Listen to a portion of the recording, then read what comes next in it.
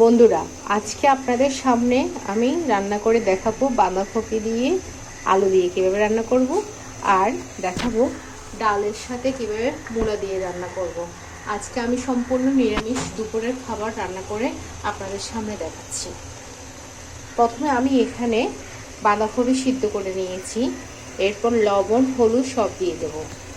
দেখুন একসাথে দুইটা রান্না কিভাবে করছি। প্রথমে ডাল দিয়েছি, ডালের পরে মূলাগুলো দিয়ে দিয়েছি, মূলা দেওয়ার পরে টমেটো দিয়েছি।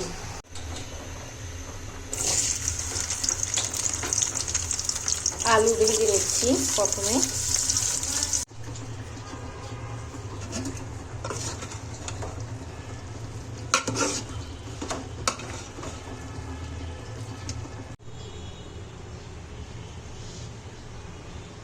দেখুন সুন্দর করে বাঁধাকপি কালার চলে এসেছে আমার।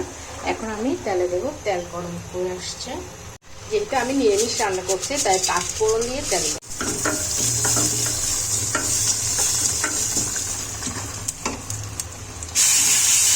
রান্না আপনাদেরকে একসাথে দেখিয়েছি। প্রথমে আমি বাঁধাকপিটা তেলে দিয়েছি, এবার ডাল দিয়ে যে মূলাটা রান্না করেছি সেটা দিচ্ছি।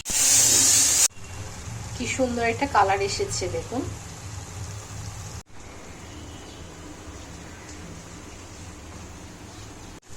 ধনিয়া পাতা দেবো।